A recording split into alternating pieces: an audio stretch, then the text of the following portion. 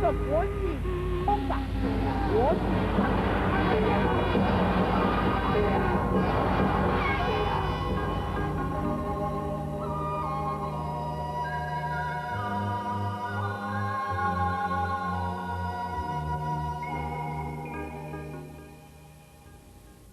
Here in Taiwan, there is another blossom in its flourishing democracy, and her name is Annette Lu.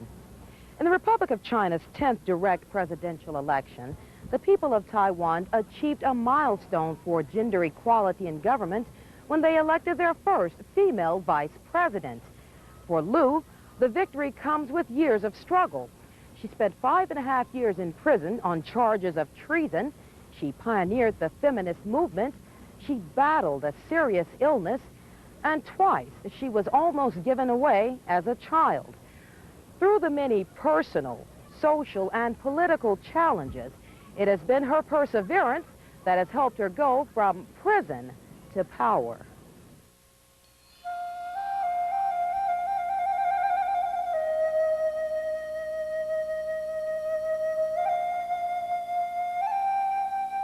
June 7th, 1944, Annette Lu entered a challenge. Her obstacle was to escape a cultural tradition that would separate her from her birth family. It was a common practice for ordinary family to have their young daughters sold out. When I was little, there were twice that I was almost sold out by my parents, simply because the other families were richer than mine. So my parents said, well, maybe our daughter could have better life. But thanks to my brother and sisters' kindness, they prevent me from being adopted. Then my father told my mother, well, this girl belongs to us, so try to educate her as much as possible. Ever since then, they educated me to become not only a good student, but a good speaker. The young girl who was almost adopted out of her family's attention, her father often read to her, prompting her to excel in her studies. Her mother, who managed the house and helped run the family business, inspired Lu to believe women could have a place in society and the home. My brother was so fond of politics, so he went to attend the campaign rally. He brought me, and he read the newspaper to me with big names like President Roosevelt and Eisenhower, all these names, no matter whether I understood or not. And my brother told me the story of great person. Most of them are men, and most of them are politicians. So I have my ambition to become a great politician when I was just a little girl. I really thank for my brother and sister for their kindness to educate me. After finishing Harvard Law School in 1978, Lu returned home to Taiwan as her country faced the termination of U.S.-Taiwan diplomatic relations. This time marked the start of Annette Lu's battle for gender equality, Taiwanese democracy, and human rights. It would earn her the title of political dissident, as she became a loud voice against the politics of the ruling Kuomintang party. In 1979, she delivered a speech on human rights, now known as the Kaohsiung Incident. She was jailed on charges of sedition and sentenced to 12 years in prison. You were imprisoned. What did you do during that time? I know you kept the struggle in your heart, but how did you retain the zeal to go on? Altogether, I spent 1,933 days in the locked prison. Certainly, there are a lot of experiences. At first, the first 100 days was totally incommunicado interrogation, day in and day out. A group of men and women kept interpreting me. It certainly was humiliating, horrible, and even not brutal. It's really humiliating and unendurable. I wish I would have died. My case was reported worldwide, and a group of teachers and students from the University of New Mexico in Albuquerque decided to adopt me as prisoner of conscience. They made endless effort for 6 years to rescue me out. And they never thought that Annette Lu will become vice president. We started off as a group of 3, 4, or 5 people in a very small amnesty group in Albuquerque, New Mexico. We found out about her case, we researched it, we sent it to London. London researched it thoroughly to make sure there wasn't any political involvement or violence or anything else, sent it back to us and asked us if we'd like to adopt it. We sent out hundreds of thousands of postcards from all over the world, and that's one of the postcards. And we contacted all sorts of people. We helped to get articles in the Wall Street Journal and Ms. Magazine. We spoke to lots of people who wanted to hear us and lots who didn't want to hear us. And they paroled her after 6 years, and we were so delighted. Do you have any regrets from over the years? When I was arrested and put in the locked jail, I regret the education received from my father. So I told my father, I whispered to my father, in fact, he passed away years ago. However, I whispered to my father, spiritually, Father, did you regret to educate your little girl to become a politician, knowing that she was in locked jail? Lu was released early from prison with international. However, her freedom came as a result of a crisis. She was released on medical parole. At the age of 30, all of a sudden, I was told that I suffer from thyroid carcinoma. I had an operation. I thought that I would have died. But when I had my eyes open, and I said, thank to God, I have my second life. After emerging from prison and beating cancer, Annette intensified her fight for human rights. She rekindled her quest for gender equality for the women of Taiwan. Not to forget her sisters abroad, Lu, sponsored by Amnesty International, traveled the world making speeches on human rights and women's equality. In 1987, she established the North American Taiwanese Women's Association. There are about 40 women all over the United States and Canada. We get together, and they told us that we have to organize. We have to form a Taiwanese women's organization, in U.S. because we have too much manpower. It couldn't be wasted. But of course, at that time, women's already get into politics, helping out with a lot. But Annette wanted to bring us to the front line. We want women, and we really want to promote also human rights and democracy. And at that time, we also feel like not only human rights and democracy in Taiwan, but globally. And we want to also network with other women. Today, for the women of Taiwan, the name Annette Lu is synonymous with the word liberation. 我想应该是有的。那么，因为她是台湾。She is the pioneer of the women's movement in Taiwan. Because she is a lawyer, she can help provide many protections for women. Ms. Lu is very important to us. She is the first one that concentrated on this vital subject of women's rights. 我想她是第一个，我想她在台湾。Annette Lu is the founder of the feminist movement. She has totally dedicated herself to the welfare and freedoms of women. She always says, when we fix up the kitchen, we should remember to walk out of the kitchen and to do something to fix our society. Dedication, women have come to support her and vote. Women are concerned with the social affairs of these times. What's been the most exciting thing on the whole campaign trail for you? Women are so excited, and all of a sudden they feel they want to participate. They want to have their voice heard. You're an international role model for women across the world. What is your responsibility to that position? Certainly, one of my missions is to share all the equality and achievement with my sisters, nationally and internationally. In 1994, I hosted the Global Summit for Women here in Taipei. The following year, I invited women leaders to discuss world peace. And I think it's time for all women to take advantage of our nature, love and peace for Earth. How will you advance the welfare of women here on the island, bringing their issues to light? What will you do there?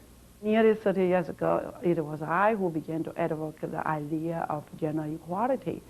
By then, women were discouraged from attending universities, and many other discriminatory practices were considered to be common.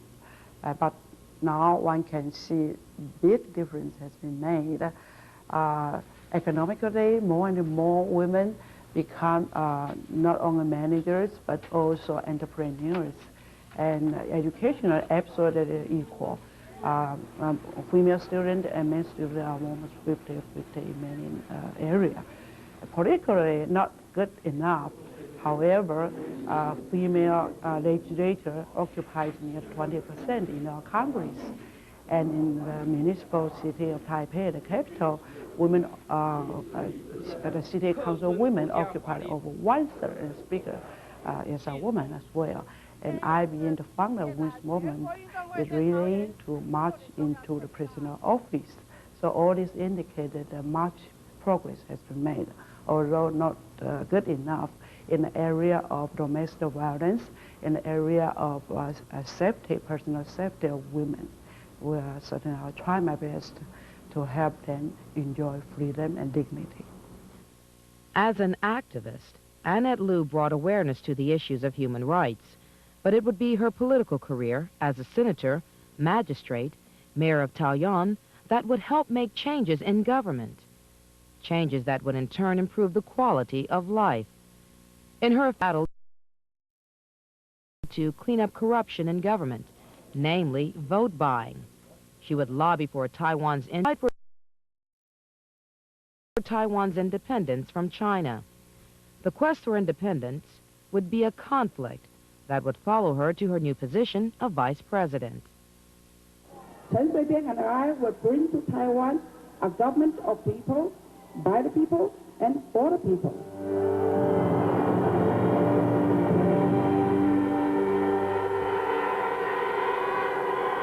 A government that fosters respect for human rights and the rule of law. A government that is free of corruption and cronyism. A government that is truly accountable to her citizens. We will ensure the stability of our open and free society and the health of our country's thriving market economy. We will also create a new era of goodwill and lasting peace with China and all our neighbors.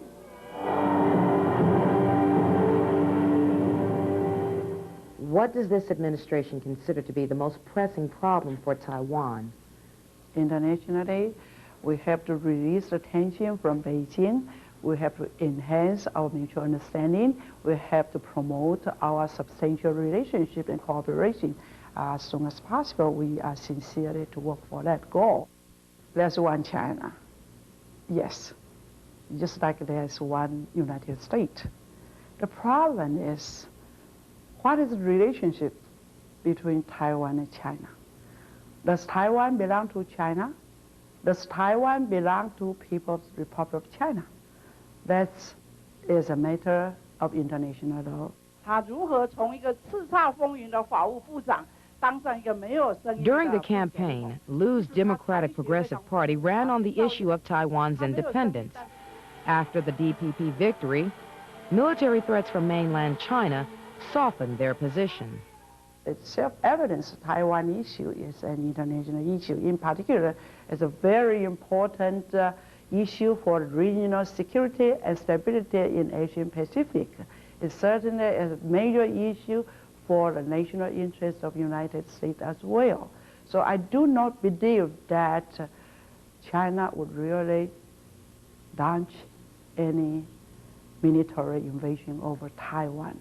However, they very likely would try to harass Taiwan, to humiliate Taiwan, and to do whatever they feel useful to threaten Taiwan. That's something I urge serious concern from world leaders. 各位友邦元首、各位贵宾、各位亲爱的海内外同胞。 With Vice President Annette Lu by his side, President Chen Shui-bian, in his inauguration speech, declared what some would say is an ambiguous stand on the one China policy.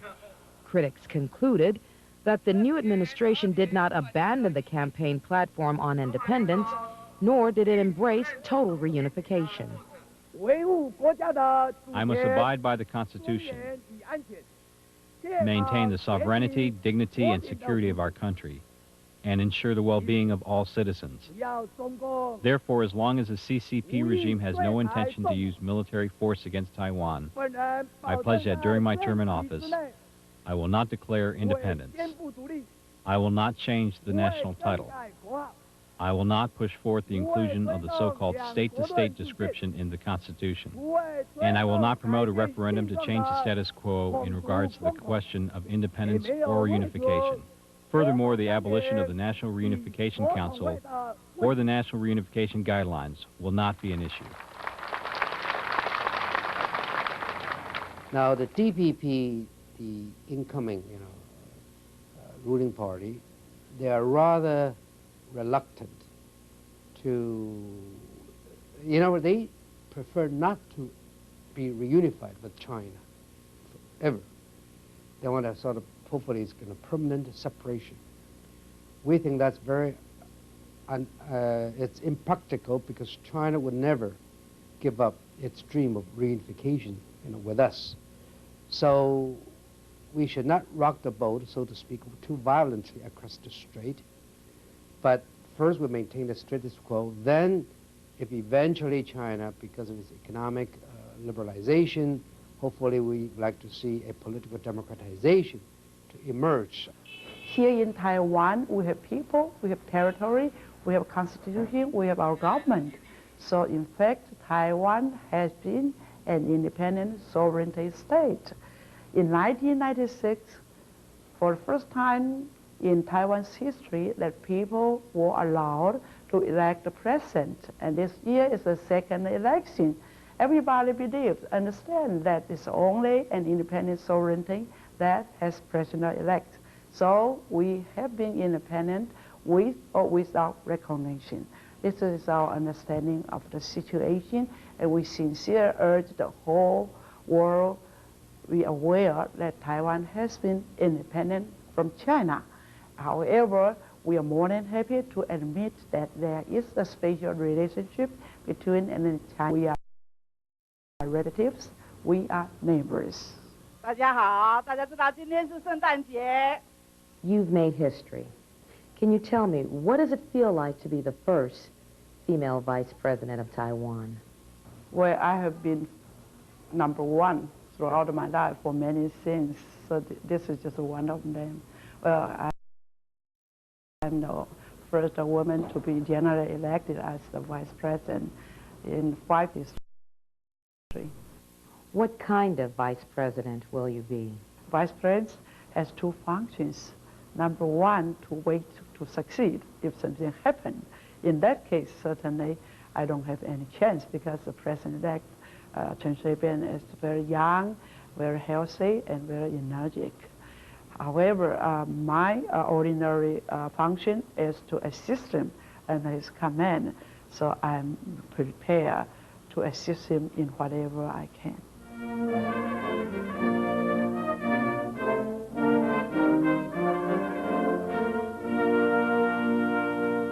I'm so proud to tell you that our President-elect, Chen Shui-bian, is one of most emancipated men.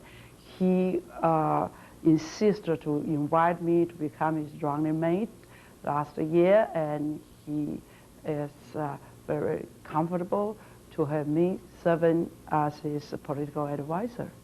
With a legislative body composed predominantly of opposition party members, the new presidential team may be facing major challenges. There are many obstacles before us because Taiwan has been ruled by the same party, namely KMT, or Chinese National Party, for 55 years. One can imagine how much political pollution that need to be cleaned up. Corruption, violence, or we call black money politics, is one of the major problems ahead of us. we certainly swear to make every effort possible to clean up the politics. Vice President Annette Lu has often been described as a person with determination and strong opinion. While her focus is now on being a productive vice president, she hasn't abandoned her first role as a leader for women's rights. Case in point, just ask her about having to choose between home and careers. Well, did you ever ask a man that he has to choose between career and home? If no, the answer is no. Certainly for a new century, women shouldn't be asked this question. I think career and family life are not exclusive. It should be inclusive. 爱不爱你秀莲？连该正视你秀莲。总统好，总统好。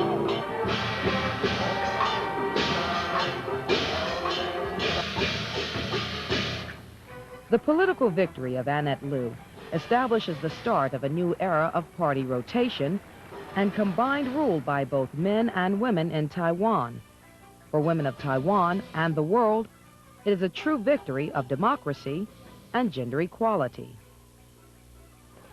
If you ask Vice President Annette Lu what's her next step, she will simply say, it's the step I've taken throughout life. I will continue to stand for democracy, equality, and freedom.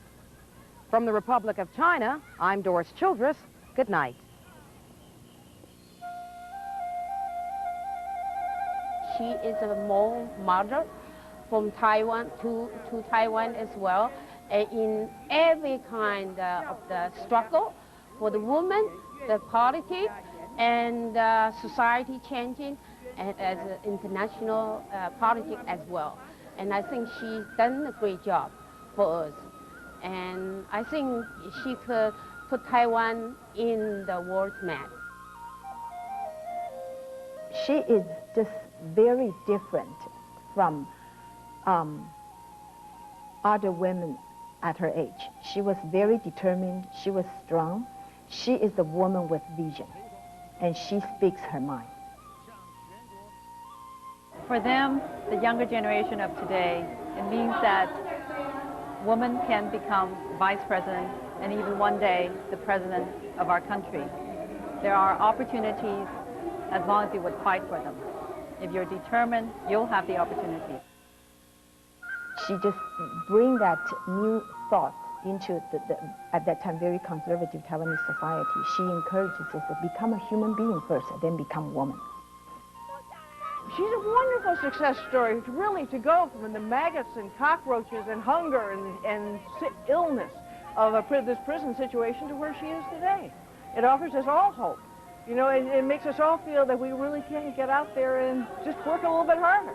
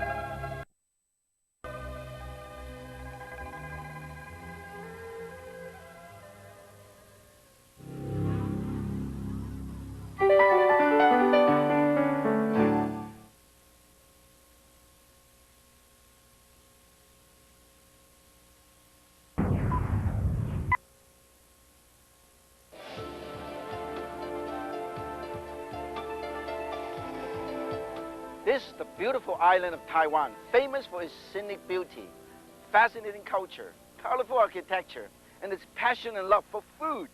Join me and explore some of the many ways that Taiwan can touch your heart. If you went looking for Taipei a century ago, you would have found nothing but a bunch of rice paddies, temples, and sleepy little farms. But in just 100 years, it exploded into a gigantic metropolis with millions of people. No wonder it's such a crazy patchwork of old and new, towering skyscrapers right beside Taoist temples like this one. It is dedicated to the gods of healing, and it is the oldest temple in all of Taipei.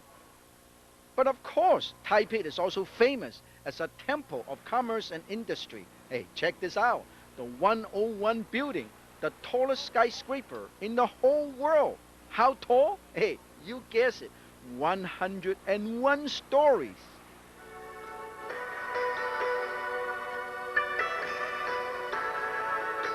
When you walk around the street of Taipei, there's a lot of surprises. This is another surprise that I just found. Look at that. Whoa, these are street puppeteer, traditional puppeteer from Taiwan. These are master puppeteers. You can tell a lot about tradition, about heritage of Taiwan from just listening and watching this puppeteer playing and having a good time.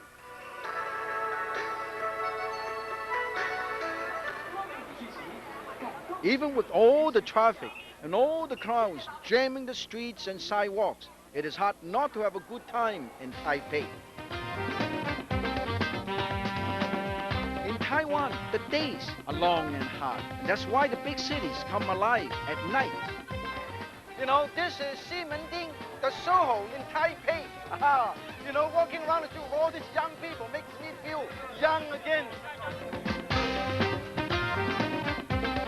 You're dead wrong if you think only Singapore, Malaysia, or Thailand have satay. Hey, in the middle of Taipei, in Ximending, very busy street, they actually have satay. A lot of them. Chicken, pork, squid, tofu, dogs, mushroom. They're all delicious.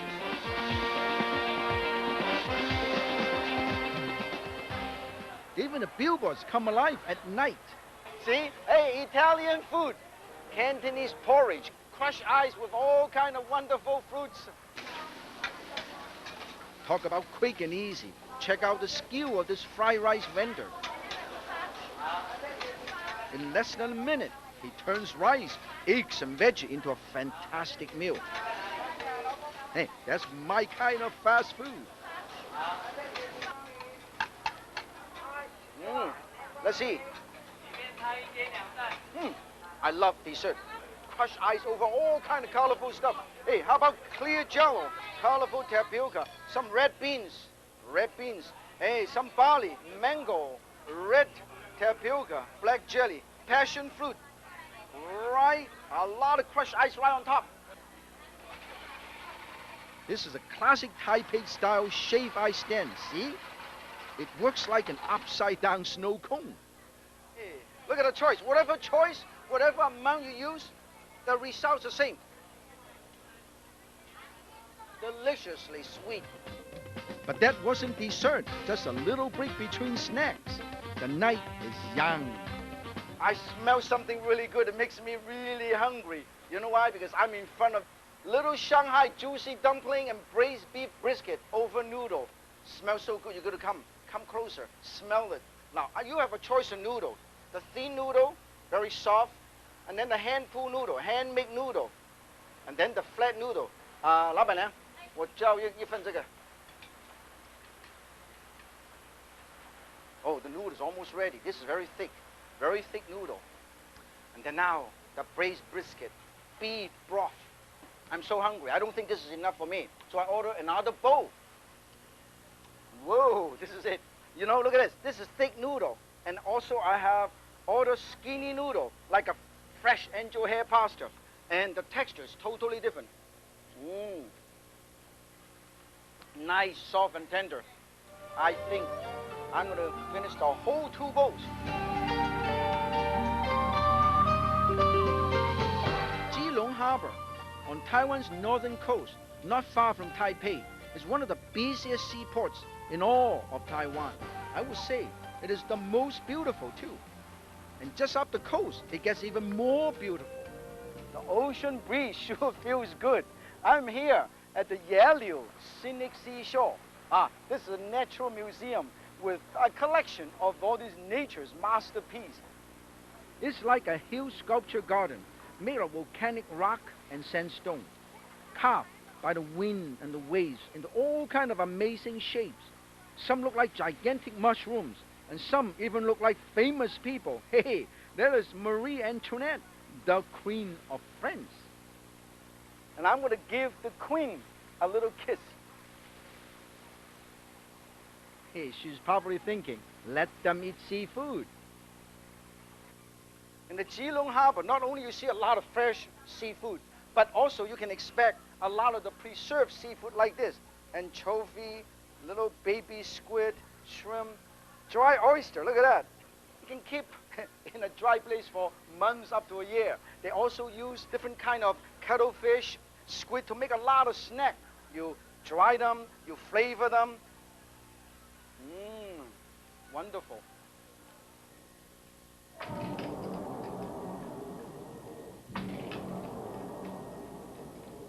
Every day, the Buddhist monk here ring this giant bell to start any major activity, such as meditation.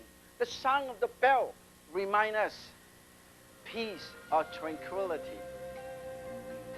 This is the temple of Guan Yin, the goddess of mercy, and her giant stature dominates the skyline of Keelung.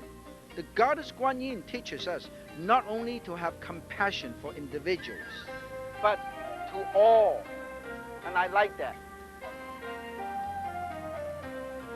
Look at all these beautiful handcraft stone sculptures. These are the 18 immortals in Buddhism. They help to protect the temple ground. You have heard of a ghost town, right? Well, this is a ghost temple. But don't worry, it is not haunted. This is what is called an offering station. In the 7th month of the lunar calendar, what they call All Souls Month, people come here, make offerings to the ghosts of their ancestors, and they open a little gate in the temple to symbolically let the ghosts out of the underworld. They can roam around all month, and then all the ghosts have to return to the temple, and we'll lock them up again, so they only have 1 month vacation to enjoy themselves.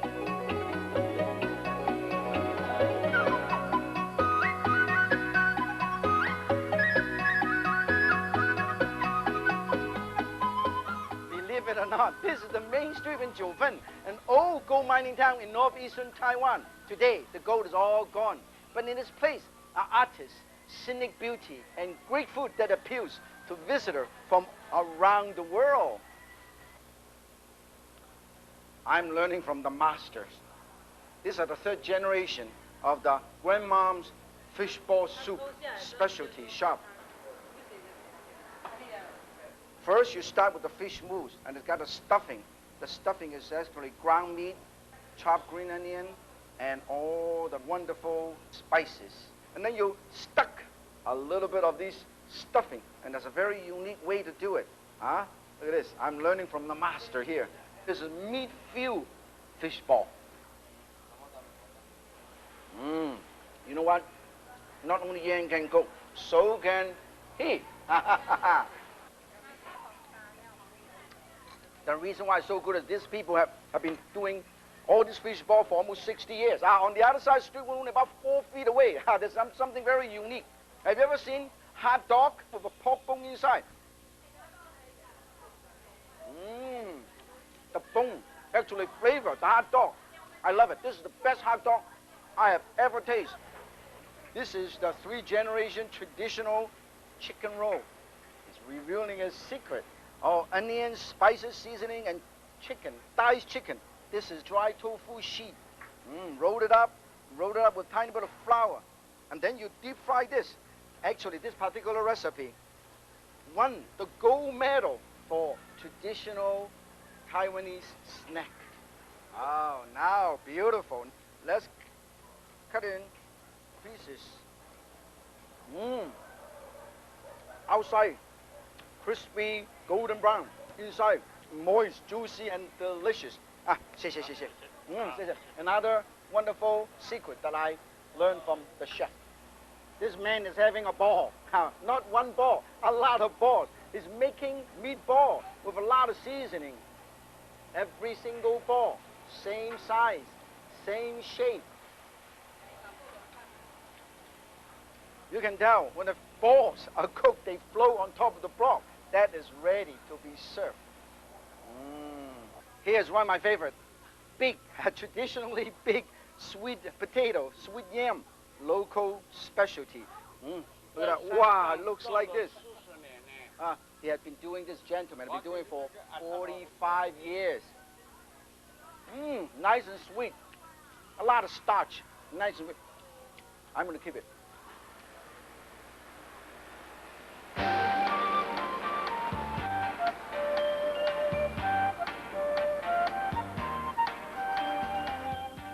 I'm in Tainan, the oldest city in Taiwan, and this is the site of a fort built by the Dutch, who occupied this area in the first half of the 17th century. The local call this the red-haired tower because of the red-haired Dutchman. So, let's look around. Back in the 1500s, this place was a prime real estate on the trade routes to China. First came the Portuguese, then those red-haired Dutch in 1624. A couple years later, the Spaniard came along, but before long, the Dutch kicked them out when the main general Zhang Chenggong came over from mainland China and expelled the Dutch in 1661. That was the end of European rule right here in Taiwan. But you can still see its legacy in the historical forts and towers of Tainan, like this one, the massive Anping Fort. Anping was the original name of the town of Tainan, and that name still shows up all over town. The street is called Number 1 Street. It is not only the oldest street in town, it is also the first real street in Taiwan. I'm having a little snack break in this Anping Snack and Cultural Restaurant here. Look at this, steamed pale pig. All of this tastes so good and so unique. I'm going to learn something from Master Chef Yang. This is rice paste and also sweet potato. Look at the filling they have here. Look at this. Nice freshwater shrimp, ground meat. You can use beef, pork, or chicken. Marinate, and then you form into a little shape like this. Ooh, look at this. Because it's all made by hand, you can see each one is slightly different shape. Hopefully I can do it. Here, put a tiny bit of ground meat right here. Another one. Wow, very good. Yeah. This town has got it all. History, art, cultural attractions, and some of the best fast food on the planet. That's why I always tell people, hey, when in Taiwan, check out Tainan. The classic Chinese tea ceremony has developed over hundreds of years. Let's take a look at a couple of traditional tea houses here in Taiwan. We'll start out in Gengduyuan Tea House in the city of Taichung. It is a perfect place to get thoroughly steeped in tea traditions because everything here is done just as it has been for centuries. Two beautifully carved lions guarding the entrance to the tea room. Look at the beautiful carved window, door frame, and some of the traditional furniture here. You can tell this is one of the oldest tea houses in Taiwan.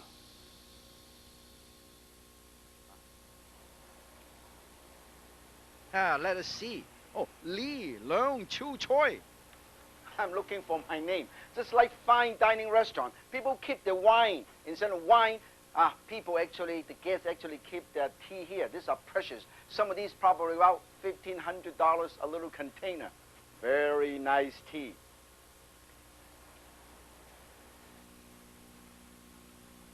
And in case you get a little hungry, there are all kinds of delicate tea cakes and pastries to round out your experience. Here's to me and you. Enjoy. The great tea houses of Taiwan have one thing in common. They are set in beautiful, tranquil places that inspire meditation. Even the elegant new ones honor this ancient tradition. I'm drinking a cup of tea, not in just a modern tea house.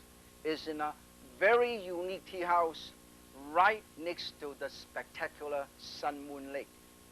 What more can you ask? A little cup of tea right here in this setting. Out of this world. And now I want to introduce you to someone very special in the world of tea. Here we have Master Pan, the preeminent tea master and tea scholar in Taiwan. And what he's doing is something I have never seen before. Brewing tea the Taoist style.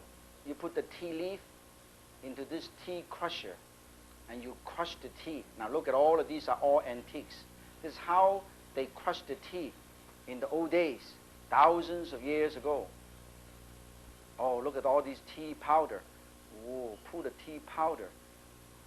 And then you put the water, put the cool water right around.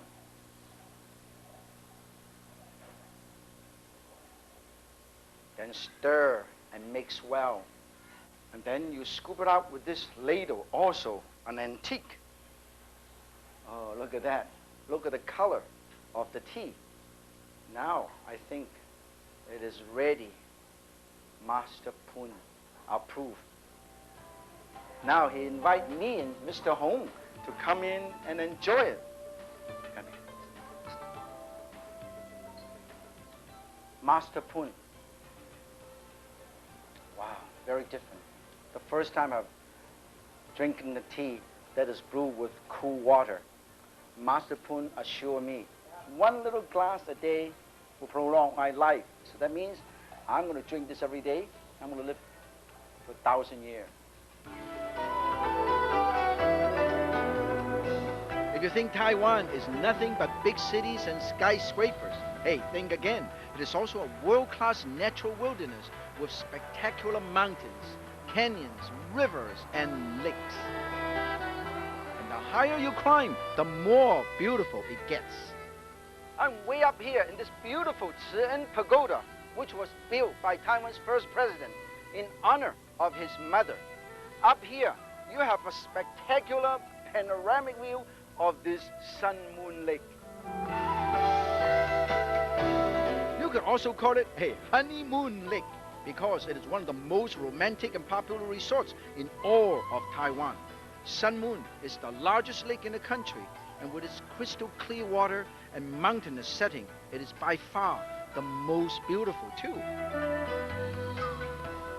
Chinese culture always have a pair of lions in front of an entrance, but normally the mother lion is protecting the baby and the father lion is guarding a corn. Look at these two lions in front of the elegant Laru Resort Hotel. No babies here and no corn under there. I think this means when you come here for vacation, you should leave your children and your business concern back home. Just come here and relax and enjoy life. At my house, when I want to relax, I love to sit and reflect beside the little koi pond in our courtyard. Here, they have taken that idea to a grand scale. It's all about creating tranquil spots for quiet contemplation. Taiwan isn't just cities, it is a nature lover's paradise. And way up in the eastern mountains is the greatest of all its natural attractions, what you might call the Grand Canyon of Taiwan. This is the spectacular Tairogo Gorge, one of the most scenic spots in the world. I call it Gorgeous Gorge. It is a marble canyon with sheer walls carved out by whitewater river. It is heaven for hikers, with trails to explore and all kinds of fun surprises to discover. New hairdo! Oh boy, this is natural mud bath. You do this, look 20 years younger. Oh, look at this. Before I come, I look like I'm 84. Now I look like I am 24. Hey. Oh, it feels good. This is the famous Wenshan Hot Spring at the bottom of Tairogo Gorge. Right in front of me is a wall of the famous Taiwan marble. Every everybody from all over Taiwan, all around the world to come over here just to feel good.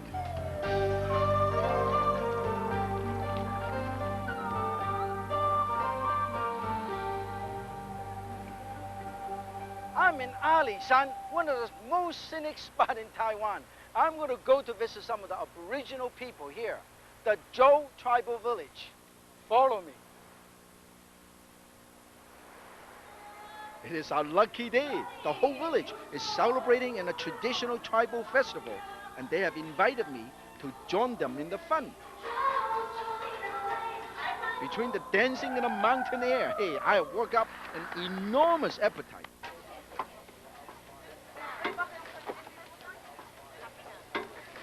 Now I'm part of the tribal members. The nickname, the grasshopper tribe. Oh, there's a lot of grasshopper here. Oh, these are the Alishan tribal specialty. Wild boar, marinated barbecue wild boar, sausage with wild boar, and stuffed rice in a bamboo, stuffed glutinous rice in a bamboo. And also spring chicken, little baby spring chicken like this. This is truly free range. Let me learn how to crack one of these. And then you open it up. Look at this. Whoa, beautiful glutinous rice, meat and spices. Oh, I can eat 14 of this. It is so good. Okay, this is ready. This is wild boar, marinated, and then I'm going to barbecue it for approximately 45 to 50 minutes. We're going to cut it up right here.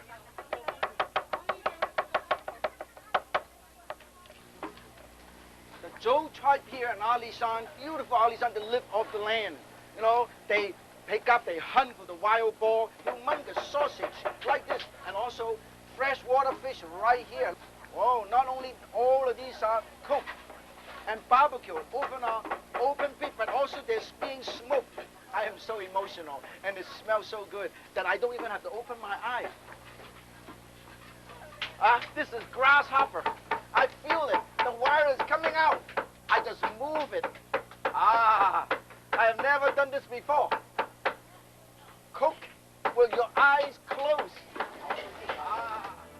If you come to Taiwan, hey, take my advice. Don't miss the mountains. With their natural beauty, fabulous food, and hospitable people, they will definitely be a high point of your trip.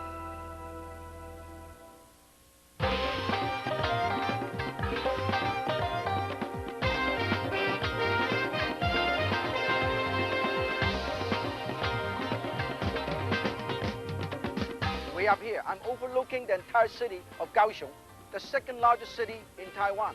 Hey, way back there, as the busiest and largest port in Taiwan too. The sun has set. Time to go to the famous Kaohsiung night market.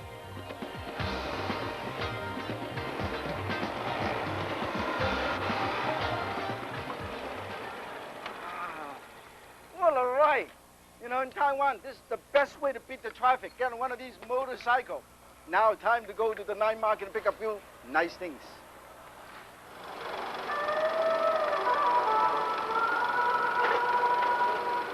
There's always a night market, but this is one of a kind. The most exciting. Here, you can have snake soup right there, and then you can watch a movie right here. In the night market, you can buy teapot, all kind of teapot, and you can even buy tea. This one looks very interesting, very uniquely designed. I think I'm going to pick up this one. I think I'll pick up this one too. This looks so good. I got to try one.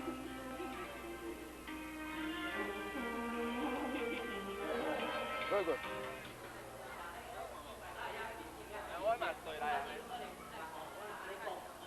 You know, when you come to this night market, there's a lot of walking.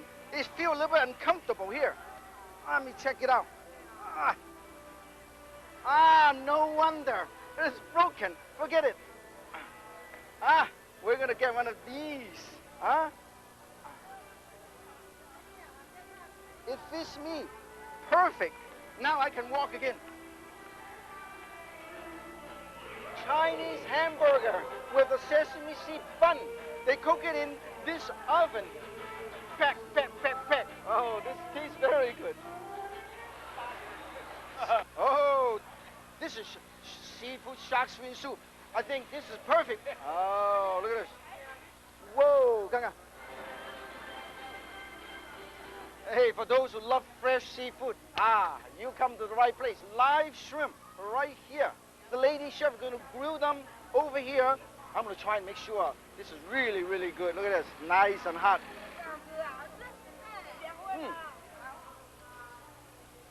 I can eat the whole thing, including... So good. Whatever you're looking for, here in the Kaohsiung Night Market, you'll find it. Want to know your fortune? A little bird will tell you. I asked about my career. I hope I'll be famous. They picked 3 cards to tell my fortune. The third one, I travel a great deal. I cross the Pacific, the Atlantic, in order to make a living. And this is travel on the ocean. When the sun goes down in Taipei, that's when the action begins. It is like a fantastic celebration from dark to dawn. The days may be hot here, but believe me, the nightlife is even harder.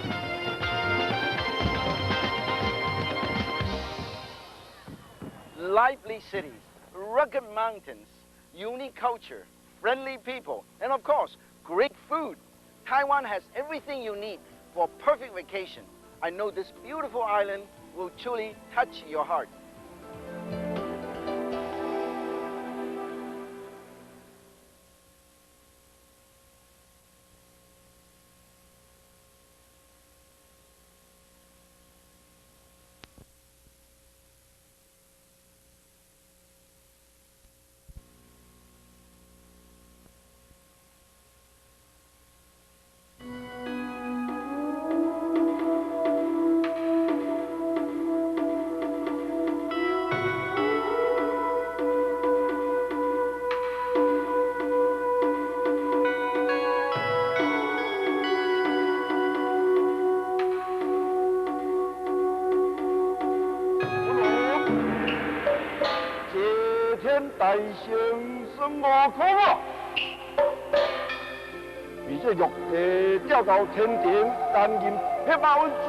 About 1400 years ago, there was a highly influential and fantastic tale known to us as Journey to the West, or Mountain King. It says that the Queen of Heaven planted a peach orchard whose peaches ripened once every 9,000 years. And if you ate one, you would live till the end of heaven and earth. A magical monkey stole and ate one of the peaches.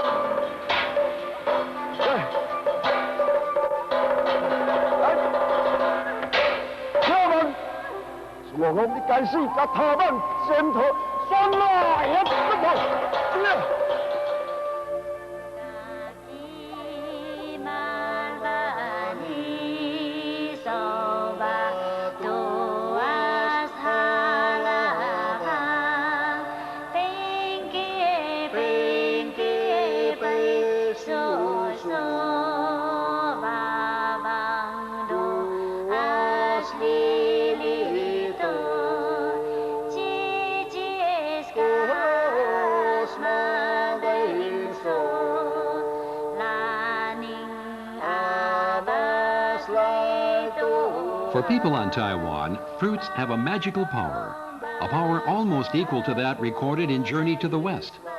Only decades ago, it would have been difficult to find a juicy peach to eat in Taiwan. Most of Taiwan is tropical, and the peach, which is native to temperate climates, cannot grow in Taiwan's plains. In 1960, when the Central Cross Island Highway was completed, the island's transportation system was greatly improved. In the area of Lishan, the government provided guidance on establishing mountain orchards to produce fruit such as peaches, apples, and pears. It was only after this that Taiwan could lay claim to having its own production of such fruit.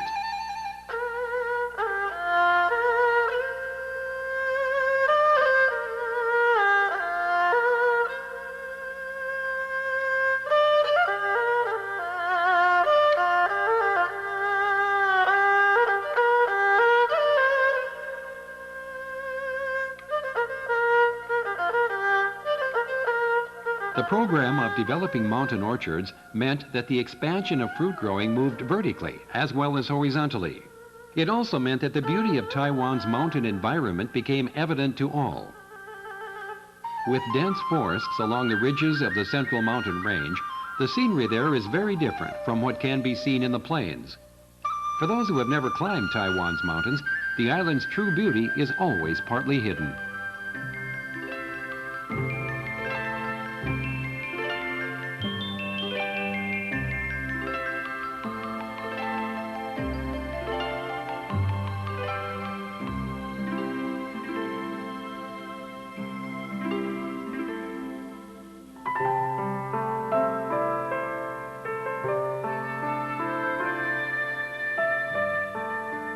An emperor of the Tang dynasty, who lived 1,300 years ago, had couriers bring fresh lychees from southern China to the capital for his favorite concubine.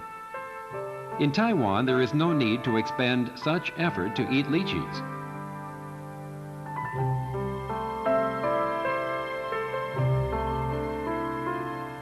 Lychees and dragon eyes are ideally suited to Taiwan's tropical climate, which has plentiful sunshine all year. This sunshine is one of the most precious resources available to Taiwan's fruit farmers. In addition, Taiwan's island climate, which does not have big seasonal shifts in temperature, makes the plains a hothouse environment ideal for growing tropical fruit. As regards its geography, 2/3 of Taiwan's land mass is above 500 meters, with areas over 2,000 meters providing an ideal environment for fruit native to temperate climates.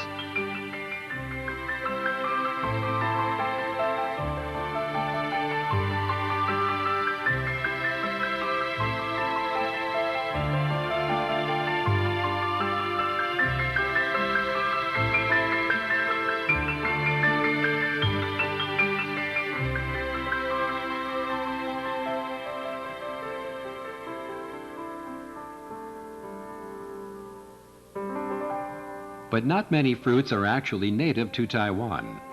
Most of the fruit that we can buy in Taiwan was brought here by either the Dutch, early Chinese settlers, or Japanese over the course of the last couple of centuries, and subsequently modified to suit Taiwan's environment. In the 1960s, bananas, pineapple, and oranges were the three main fruits produced in Taiwan. Of these, bananas were a major force propelling Taiwan's agricultural prosperity. They enabled many farmers to escape from poverty. Banana exports from Taiwan were the 4th largest in the world, and their unique taste won Taiwan the name Banana Kingdom.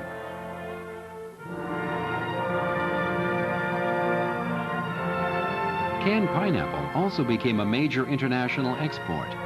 The success of Taiwan's fruit exports and the high quality of its fruit established the foundation for its ongoing success in this field.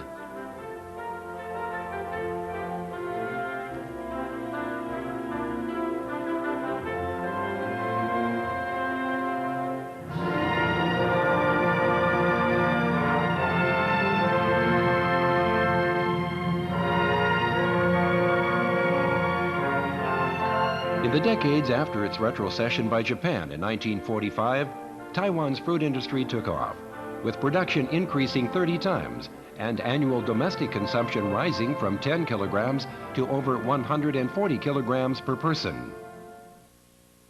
Due to constant development, Taiwan achieved the relatively rare position of exporting fruit native to tropical, subtropical, and temperate climates.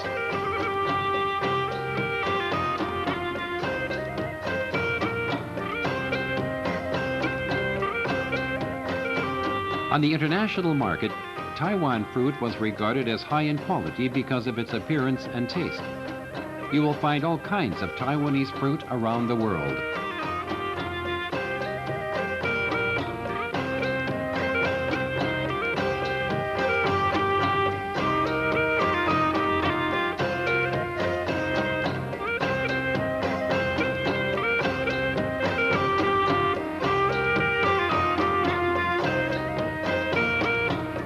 That an island the size of Taiwan is able to produce large quantities of fine fruit is a testament to the economic prosperity of the last 5 decades, which has made people more aware of a healthy life. In the past, people did not have money to buy fruit regularly, so they were content if there was plenty available. Now, quality has become just as important as quantity.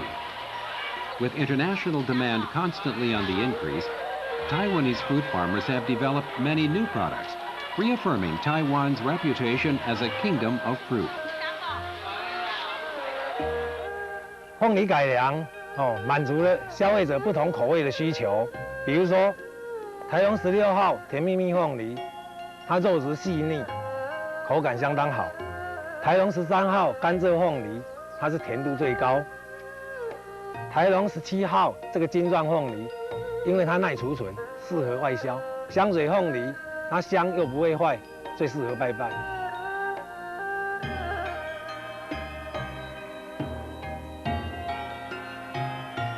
After Taiwan became prosperous, the eating of various health and organic foods became popular. And fruit started to play an increasingly important role in people's diet. Taiwan has a close-knit transport network that allows fruit to be transported to market in a very short time, ensuring that the fruit in the market is fresh. With many orchards now also improving service quality, with special delivery trucks distributing fruit to points of sale, the freshness of the fruit available has improved still further.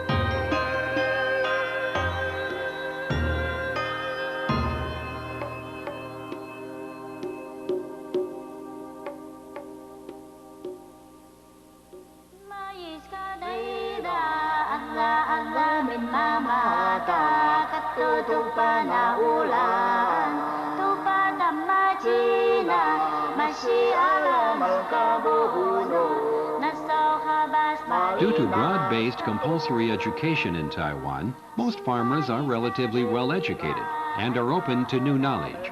With government support and the guidance of specialists, they have achieved outstanding results in the improvement of fruit strains, the rosy blush of our mangoes, the crisp green of our custard apple, and the ripe yellow of our bananas are the result of development effort by Taiwan's agriculturalists.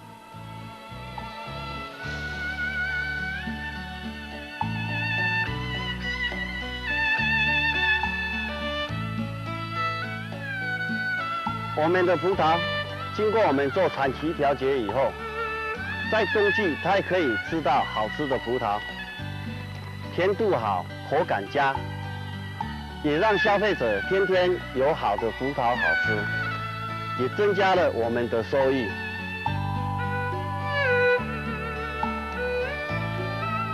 我们台湾的莲雾原本是生长在夏季，那夏季遇到那个温度高，雨水太多，甜度也不佳。 那经过整个肥培管理，还有一个产期技术的调节，现在全部都挪到冬季来了。那冬季它可以比较鲜红、脆甜多汁，那具有非常高的商品价值。In the work of improving fruit strains, the most remarkable achievement has been adjustments to the harvest times. This has allowed fruit, formerly available only during a specific season, to be available for longer periods, or even throughout the year. This also avoids the sharp fall in price for fruit in season that could hurt farmers, and also ensures a wide variety for consumers at all times. Basically, everyone benefits. Let's take the wax apple as an example. Originally, it grew only during the summer, but after adjustment to produce during the winter months, from December to February, the fruit has become even redder as the sun is not so strong during these months. The fruit is also crisper, has a higher sugar content, and has a slight fragrance of apples. Because of its attractive appearance and its grainy texture, it has won the nickname of black pearl or black diamond, and once tasted, will definitely have people wanting more. Through adjustments to the season when the fruit ripens and can be harvested, Taiwan's fruit has become available throughout the year. Apart from this, the improvement in fruit varieties in Taiwan has been undertaken with great thoroughness. For each kind of fruit produced in Taiwan, there are many varieties, and every few years a new variety will appear in the market. Some are for ordinary use, while others are intended as gifts for special occasions.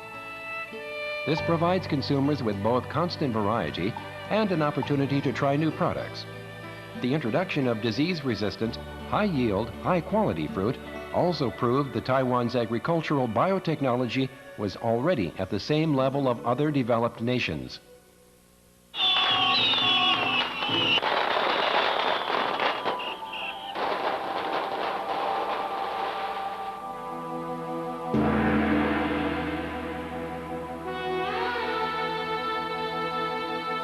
The conventional belief of Taiwanese is that farmers rely on the beneficence of heaven for their livelihood.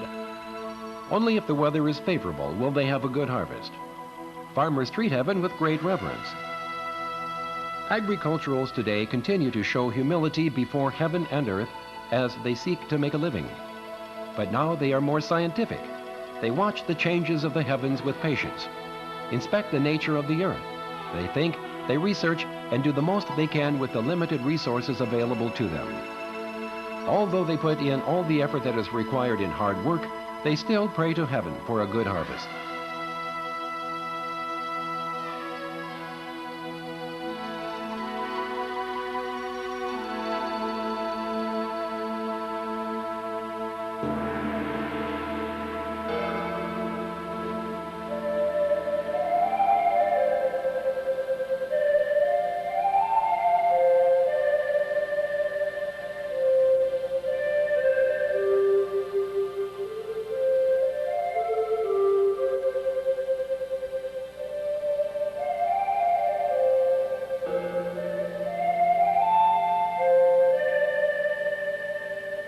This poem describes the sorrow of soldiers headed into battle. It was written 1,300 years ago during the Tang Dynasty. But the history of making wine from fruit goes back much further than this. In Taiwan, where fruit is plentiful, using fruit to make wine is very common. The Nantou factory of the Taiwan Wine and Tobacco Company is mainly responsible for making wine from grapes. It makes white wine from golden grapes and red wine from black empress grapes. The company's lychee wine is also in high demand. Making fruit wine not only extends the byproducts of fruit production, the process of wine production also provides room for creativity.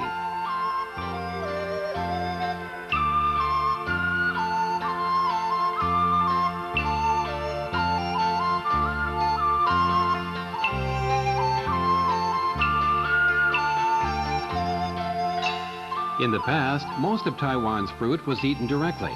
It was rarely made into juice. But as society has become more prosperous, the fruit drink market has expanded rapidly with new products coming onto the market every year. The most popular at banquets are orange juice and guava juice. Guava juice is a rich source of vitamin C and has a lovely fragrance and a hint of sourness. The guava it is made from are a type that is unique to Taiwan.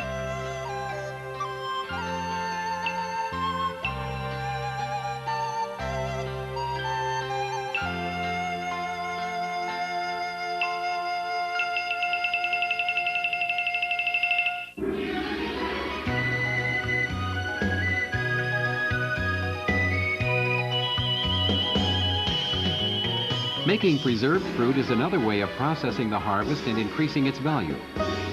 Taiwan has over 20 different kinds of preserved fruit. Some of these are produced simply by drying, others by candying, others still by salting or marinating in herbal medicines. Preserved fruit plays an important role in Taiwan's tea-drinking culture. The rich flavors of the fruit mixing particularly well with the fragrance of the tea, creating a multi-leveled taste sensation. In recent years, fruit teas have also become popular, making an even closer tie between tea and fruits.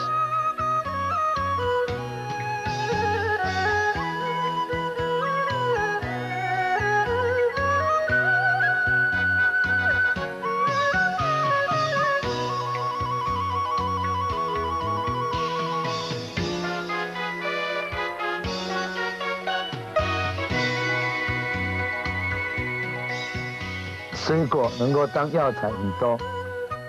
这红枣啊，对脾胃啊，对心脏好。其他还有像绿栀子、桑葚、青皮、止咳、止湿、陈皮，还有这个橘红、荔枝核、咸橄榄，对这个身体也都很好。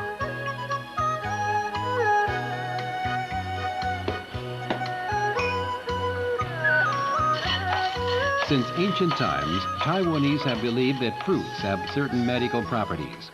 For example, the kumquat is the main ingredient of a syrup widely used to combat coughs and sore throats. Persimmons are thought to reduce hotness in the blood and to cleanse the lungs.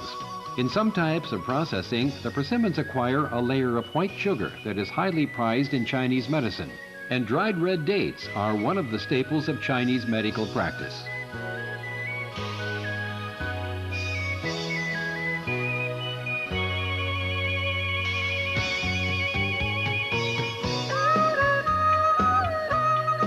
Fine food is an important part of Taiwanese life, and there's almost nothing, no matter how rare or precious, that will not find itself put into the pot. Fruits are no exception. When demand arose, or when a new kind of fruit became available, chefs would develop new dishes using these new materials.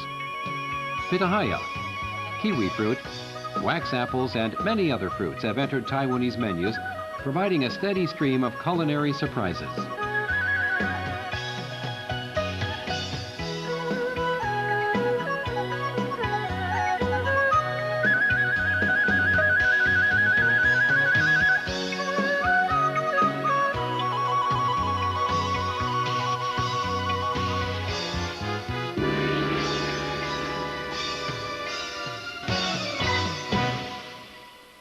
Fruits are products of nature that are both beautiful and nutritious.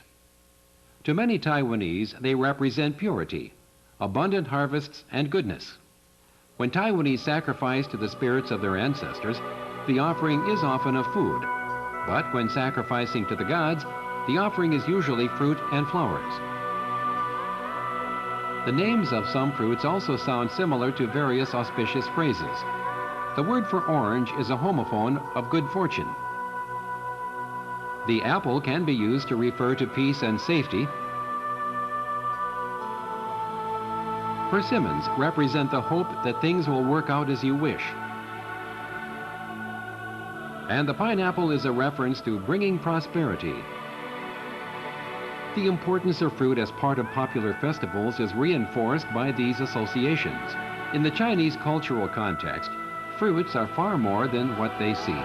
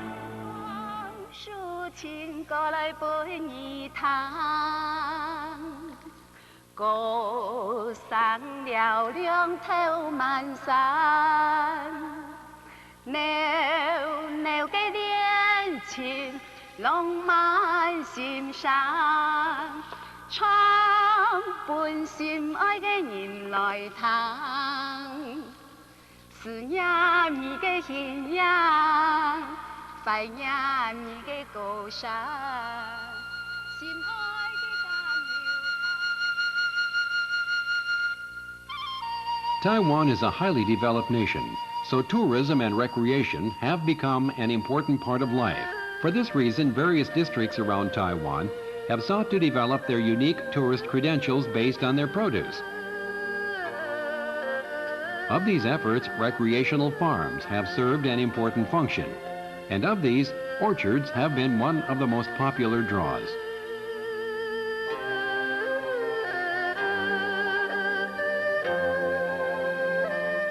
In over 5 decades of development, the orchards of Taiwan have left behind their simplicity of the early years and now are equipped with modern facilities and present a beautiful scene. In the fruit growing districts, farmers attend classes in production and marketing through which new strains are developed. Guidance on designing various tours that combine travel, activities, and sales of local produce is also provided. Most often the local specialty will be the main draw, so that there will be supersized watermelon fairs, wax apple fairs, pineapple fairs, and so on, with tourists able to indulge their appetites for both food and entertainment.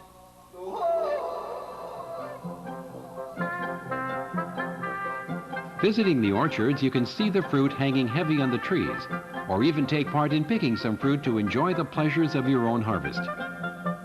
There are also many package tours that take in nearby scenic locations. These are the best way to truly appreciate the beauty of Taiwan.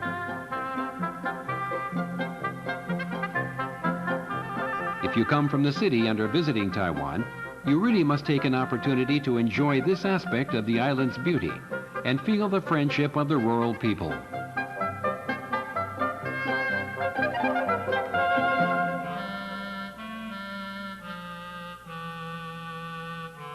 Taiwanese believe that if anything is to be achieved, 3 things must be right. It must be the right time, you must have the right environment, and you must have the right people. Only if all these are present at the same time will a project smoothly achieve completion.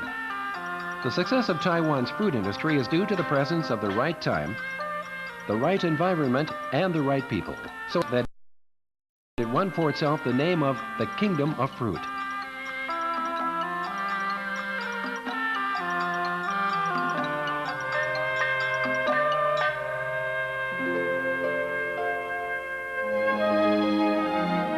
Next time you have the opportunity to taste Taiwan's fruit, when the rich and fragrant juices fill your mouth, remember that what you are tasting is not just a fruit, but something that is a result of Taiwan's fertile soil, its vitality, industry, and wisdom.